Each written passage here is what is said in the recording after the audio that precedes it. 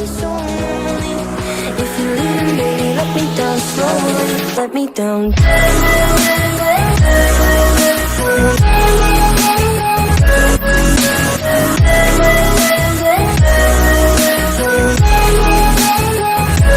Let me down. အားလုံးပဲမင်္ဂလာပါကျွန်တော်က Dragon ဖြစ်ပါတယ်ဒီနေ့မှာကျွန်တော်တို့ sensitivity ထဲမှာတွေ့ရတဲ့ ADS နဲ့ gyroscope အကြောင်းကိုအသေးစိတ်ရှင်းပြပေးမှာဖြစ်ပါတယ်အဲ့တော့ဗီဒီယိုလေးမစခင်ကျွန်တော် channel လေးကို like ဆိုတာလေးလုပ်ပေးထားကြပါအောင်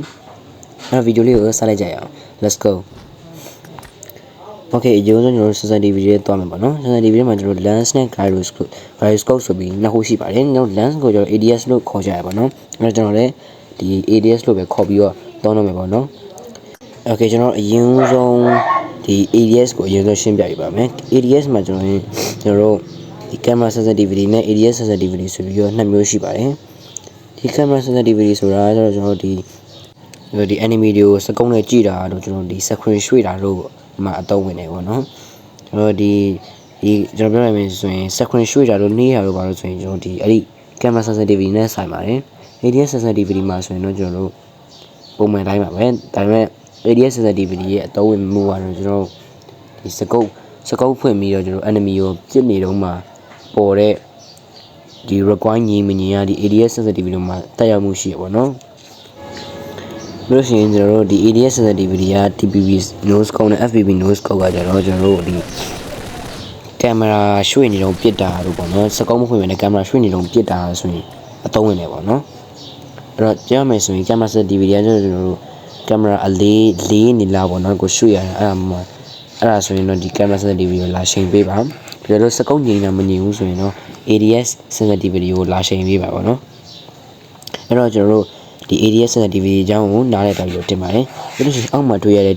ဒီ camera sensitivity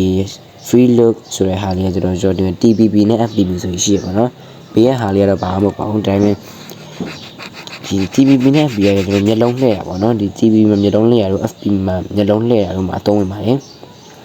မျက်လုံးလှည့်ပြီးတော့ပြစ်တာဆိုရင်တော့အဲ့ဒီ setting ကိုတွားပြီးတော့ချိန်ညှိပေးရမှာဖြစ်ပါတယ်အခု gyroscope ကိုကြည့်ကြအောင် gyroscope မှာဆိုတော့ကျွန်တော် always on နဲ့ scope on ဆိုပြီးနှစ်ခုရှိပါတယ်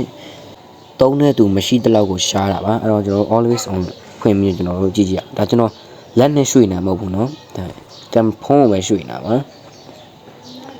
အဲ့တော့ဒီမျိုးရွှေ့တဲ့နေရာမှာအသုံးဝင်နေပေါ့เนาะဒီ gyroscope မှာလည်းကျွန်တော်ပြောရမယ်ဆိုတော့ပြောဖို့မေ့ကြံခဲ့လို့ဒီ gyroscope sensitivity နဲ့ ADS gyroscope sensitivity ဆိုပြီးနှစ်မျိုးရှိပါတယ်ကျွန်တော်လည်းမျိုးကျွန်တော်တို့ကင်မရာရွှေ့တာပါလေဆိုရင်တော့ကျွန်တော်တို့ gyroscope sensitivity ပေါ်မှာပဲမူတည်ပါတော့ကင်မရာရွှေ့ရတာလေးတာတို့ဘာလို့ဒီစကုံးနဲ့ချိန်ပြီးရွှေ့ရတာလေးတာလို့ဆိုရင်တော့ကျွန်တော်တို့ဒီအဲဆိုတော့ gyroscope sensitivity မှာပဲမူတည်ပါတော့အခု ADS gyroscope sensitivity ကကျွန်တော်တို့စကုပ်ငြိမ်တာမငြိမ်တာပေါ့နော်ဆိုတော့ဒီပြောရမယ်ဆိုရင် ADS နဲ့ gyroscope နဲ့နှစ်ခုလုံးတူတယ်ပေါ့နော်အဲ့တော့ဒါကျွန်တော်လက်နဲ့မရွှေ့ဘဲနဲ့ဖြစ်တာပေါ့နော်ဒီကွာခြားချက်ကတော့ကျွန်တော်ရှင်းပါတယ်ဒါလက်နဲ့ရွှေ့ရနဲ့မရွှေ့ရနဲ့ပေါ့နော်ပြီးလို့ရှိရင်အားသာချက်လည်းရှိတယ်ပေါ့နော် gyroscope ကပို့ပြီးအားသာပါတယ်ဘာလို့လဲဆိုတော့ ADS သမားတွေကလက်နဲ့ရွှေ့နေတဲ့အချိန်မှာကျွန်တော်တို့ဒီ gyroscope သမားတွေကကျွန်တော်ဖုန်းနဲ့ရွှေ့ပြီးတော့ ADS သမားတွေရွှေ့တဲ့လက်မှပဲထားပါတော့ဗျာဒီလက်မှကို gyroscope သမားတွေကလွတ်နေဗျာဖုန်းနဲ့ရွှေ့တာဆိုအဲ့တော့ကျွန်တော်တို့လက်မှပို့တဲ့လက်မှကိုတခြားကိုလိုအပ်တဲ့ခလုတ်တွေနှိပ်ပြီးတော့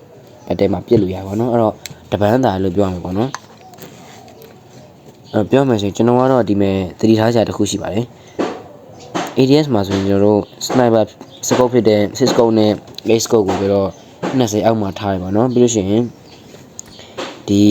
gyroscope မှာဆိုရင်တော့20အထက်ကိုထားပါတယ်ဘာလို့ဆိုတော့ gyroscope ကထင်းရတယ်လွယ်လို့ပါလက်မမဟုတ်တဲ့အတွက်ကျွန်တော်တို့ short သွားစရာပါလည်းမရှိပါဘူးကျွန်တော်ပြပါမယ်ဟိုဒါဆို Ace scope ဒါကျွန်တော်ဖုန်းနဲ့ရွှေ့နေတာပေါ့နော်ဒါတော့မှနည်းနည်းလေးရင်ဆိုတော့ဖြစ်သေးတယ်ပေါ့နော် Ace scope ကဒါကျွန်တော် Ace scope ကိုမကြည့်ကျွန်တော်ပြမယ်ဒါတော်တော်များများထားရပါနော်အဲ့တော့အားလုံးပဲဒီ